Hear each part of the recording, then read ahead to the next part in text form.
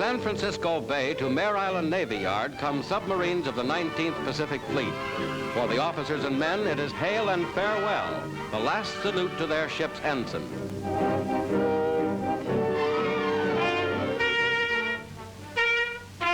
Their craft now decommissioned, the honored flag is presented to the oldest man aboard, oldest in his vessel's service.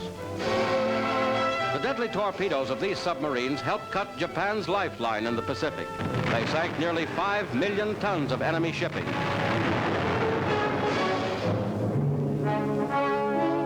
Now the vessels are retired, but kept in condition.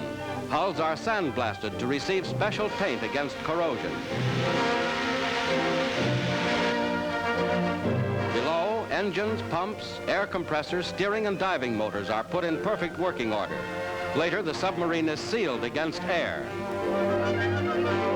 Deck guns get a coating of a special plastic, a cocoon which is airtight and moisture-proof. If needed again, these submarines could be ready in 10 days. Today, America's submarine fleet rests from its work of war, but remains ready to defend the peace it helped to win.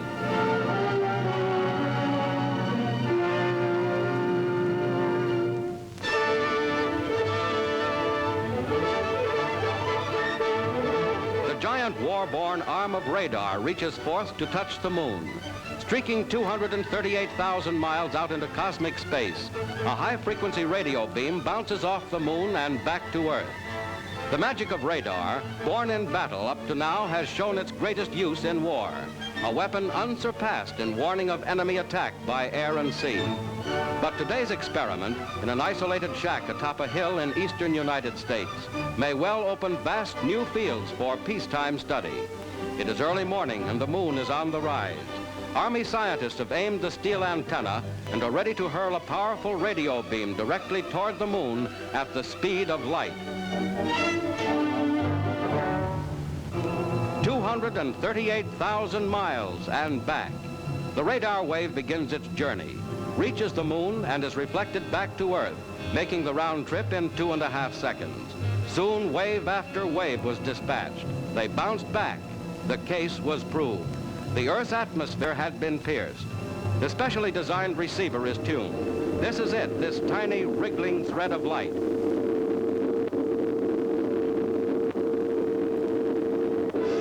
The distance between the two peaks shows the total mileage traveled. And here is the actual image of the first radar beam ever reflected from the moon.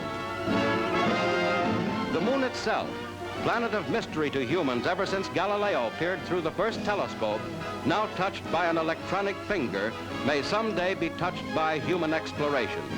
No longer beyond man's dreaming is the possibility of spaceships to commute between the two planets. For now, at last, a beam of man-made energy has reached the moon. Who can say it will not be followed by man himself?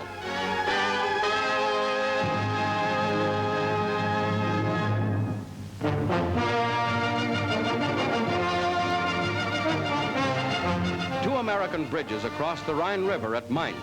The first, a vehicle bridge, is open to automobile traffic. Built in 3 months, this highway structure across the Rhine connects the American and French zones of occupation in Germany. General McNarney, commander of United States forces in Europe, is welcomed at the French end of the two-lane span. Nearby, a second bridge, a railroad bridge, is dedicated to General George C. Marshall, former United States Chief of Staff. With General McNarney aboard and a full load of soldiers on top, the first train crosses the 3,100-foot span, the only rail link between Western Europe and the American zone. Two important arteries for Allied administration are opened across the Rhine.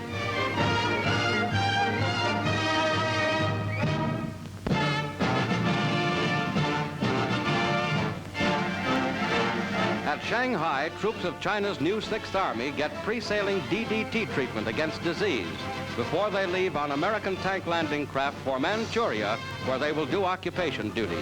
These crack troops are well equipped for the sub-zero weather in the northern province.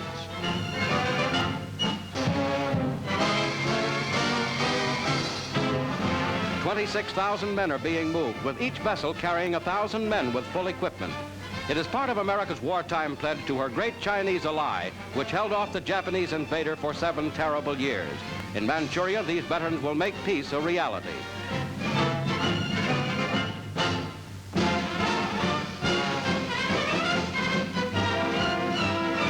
The American Outdoor Speed Skating Championships in Minnesota. And here's the finish of the 220-yard men's final, won by Bob Fitzgerald in a close finish. The ladies take the ice, and Miss Beatrice Ammon outskates the field to win the women's 220-yard sprint. In the men's 880-yard race, Ken Bartholomew sets the pace into the final turn, but slips and falls. And Bob Fitzgerald puts on a burst of speed to win the title. At Lewiston, Maine, the kids and their elders try snowshoe racing. It looks easy, but it's a fast way to get very, very tired. The girls are all set to start their race.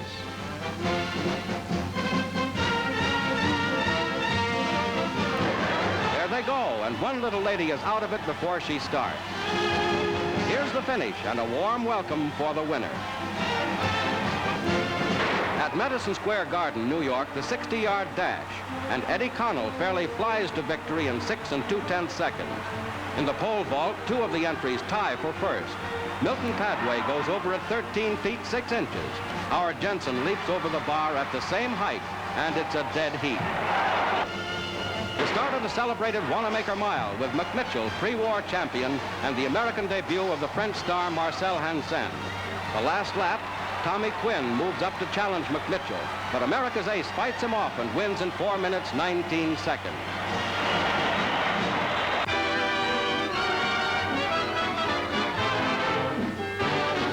From Southampton, England, the first of 13 ships sails with the first contingent of English brides of American soldiers. The American liner Argentina, converted for the trip, has 2 special kitchens, nursery, and playrooms, as well as several thousand paper diapers, all to make things easier for the English-born mothers of these half-American children. During the trip, they all get acquainted and wonder what their adopted country is going to be like.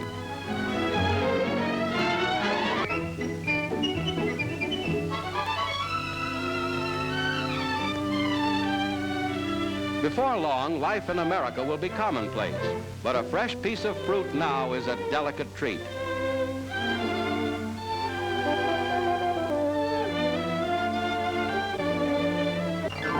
New York City, and the brides have stayed up most of the night to get their first glimpse of their new home. There are 458 brides, 175 babies, all of them new Americans. Their husbands and relatives-in-law and a welcoming nation receive them with happiness and warmth.